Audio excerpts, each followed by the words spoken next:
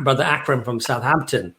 And he said, guys, I love this channel, Newcastle FM, and mashallah, the sheikhs, the speakers are mesmerizing. I've stopped watching TV. I'm just watching this channel all day long. And you guys need to really help these brothers to get a better, mashallah, better exposure out there, because I think they're. And so we had a look at Newcastle FM, and we actually thought the same. I was actually I had anti-Islam sentiments within me. I was worried for my niece. I didn't want her to grow up to meet a man that was going to hit her, and I had all these feelings within me. But what it did, it triggered me to look into Islam.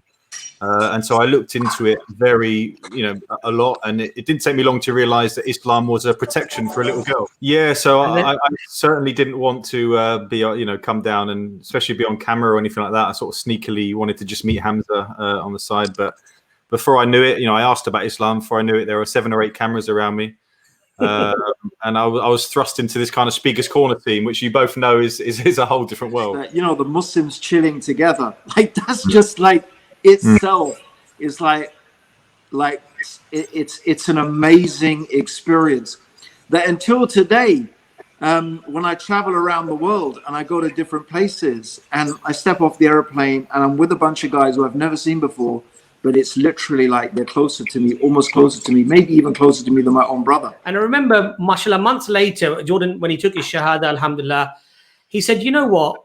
More than all the dawah that you guys gave me, all that sort of persuasion and logic and reasoning, that meal left more of an impression on me than all the words that you had spoken. I guess I took shahada in Finsbury, not Finsbury Park, but the Muslim Welfare House, which was right next to Finsbury Park Tube Station. It was the original mosque there before Finsbury, Finsbury Park, the big mosque.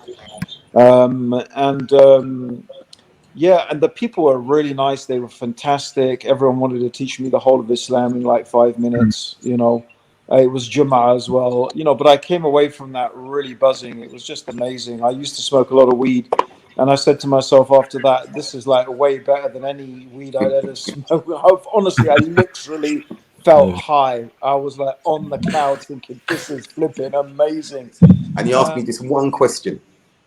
He said, what will you say to God if you die tonight and then you meet him on the day of judgment? And I could not move from my seat all night.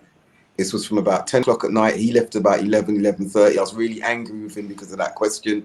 And I remember sitting all night, not sleeping, thinking, what will I say? What will I say to God? But when they did the Shahada, I saw those grown, hardened men crying. Now, you have to understand something from my culture, black culture. Men don't cry in public in front of each other. Not even in front of our women. We don't cry.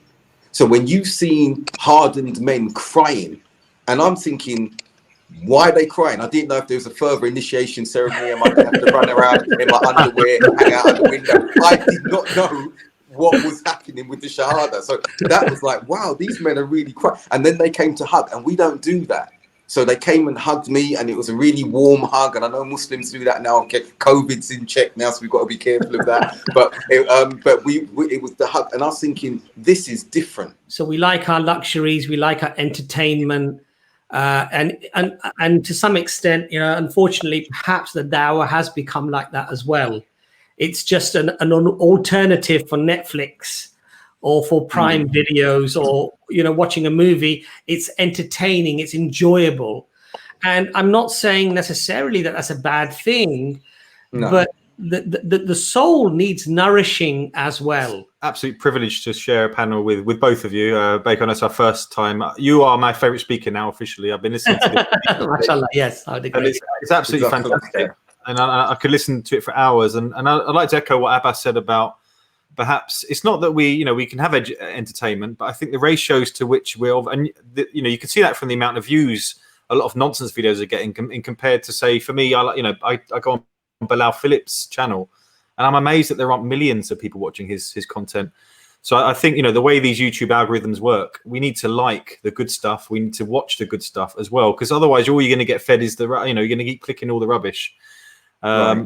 And so I think, subscribe to Newcastle FM and learn, and that should be the bulk of what you're what you spend on YouTube. And that's my personal opinion on that. And I think that we've hit upon yet another good formula. Abdul Haqq wants to come on once a month as well, and I think that we should bring him in as well and have this nice melting pot of sharing and knowledge and lightheartedness and seriousness, so that it shows the comprehensiveness of the deen and how all our characters can fuse together and merge as Muslims loving the deen upon the sunnah, inshallah.